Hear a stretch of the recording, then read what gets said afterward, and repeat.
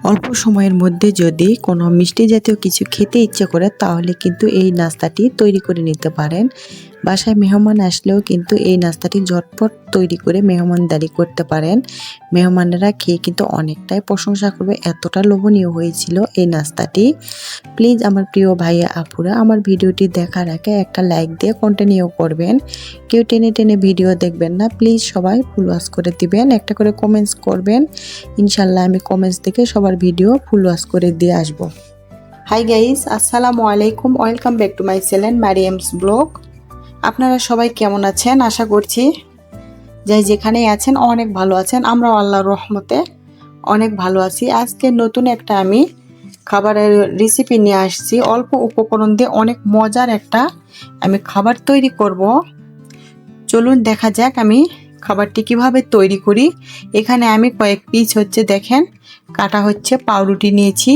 এখন পাউরুটির এই সাইডে ব্রাউন কালার এটি আমি কেটে রেখে দেব, আর সাদা যে অংশটুকু ওটি আমি ছোট ছোট পিস পিস করে কেটে নিব। এই তো দেখেন আমার সব পাউরুটিগুলি এরকম করে কাটা হয়ে গেছে। এখন আমি এগুলি ভেজে নিব। দিয়ে দিলাম আমি একটা ফ্রাই প্যান বসিয়ে, এখন আমি এগুলি দিয়ে দিচ্ছি। এখন আমি সুন্দর করে এগুলি মুচমুচা করে ভেজে নিব। লোয়ে রাখতে হবে, ধীরে ধীরে এপিট উপিট করে ভেজে নিতে হবে। আমি এখানে 1 চামচ ঘি দিচ্ছি।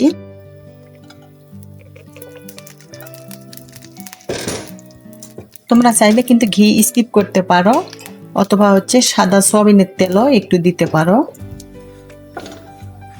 এভাবে ভালো করে কিন্তু এপিট উপিট করে ধৈর্য সহকারে এটি ভেজে নিতে হবে। অনবরত নাড়তে হবে যেন এক পাট পুড়ে না যায়, চারদিকে যেন সমানভাবে এটি ভাজা হয়।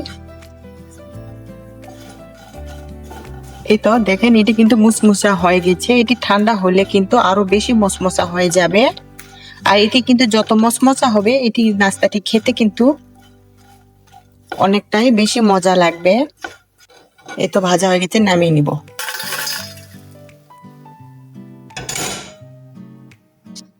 এদিকে আমি একটা পাতিল বসিয়ে দিলাম।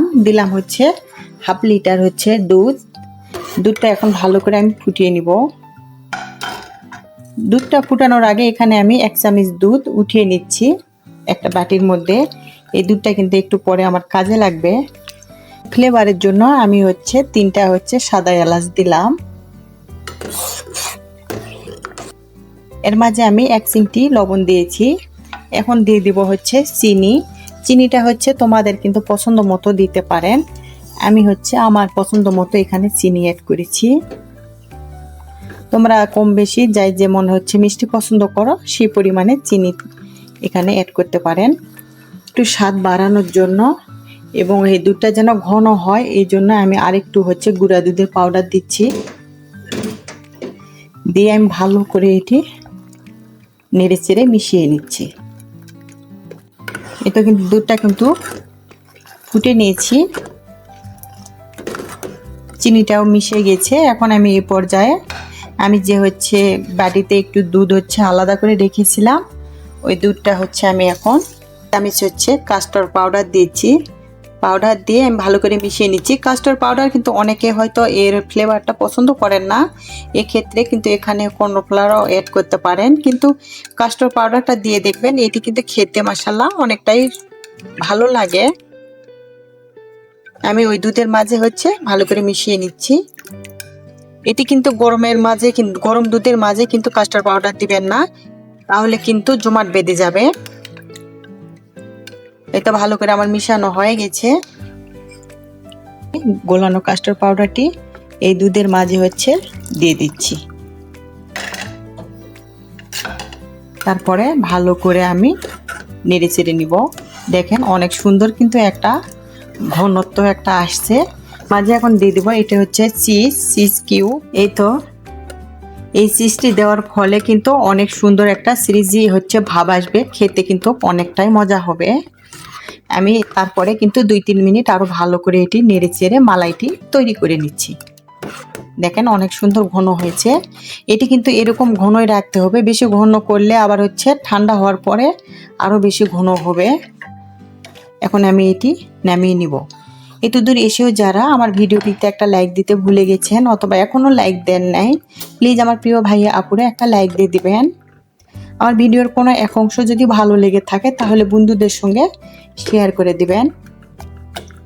আমার এরকম সহজ সহজ রেসিপি পেতে আমার চ্যানেলটি সাবস্ক্রাইব করে সবাই আমার পাশেই থাকবেন। যারা এই কাজগুলি করেছেন সবাইকে অসংখ্য অসংখ্য ধন্যবাদ। এখন আমি এটি নামিয়ে নিব। এখন আমি এটি সার্ভ করব।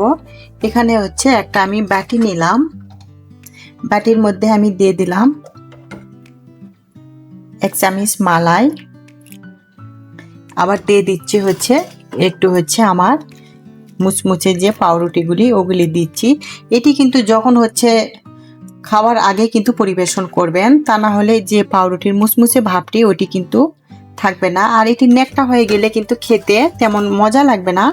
এটি যত মুচমুচে থাকবে তত কিন্তু খেতে ভালো লাগবে। আমি একটু করে পাউরুটি দিচ্ছি আর একটু করে মালাই দিচ্ছি।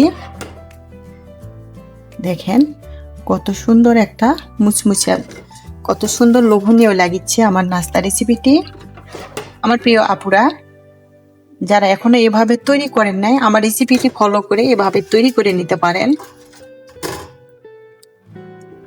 এভাবে আমি সবগুলি একটু করে মালাই দিব আর একটু করে হচ্ছে পাউরুটির টুকরোগুলি দিব।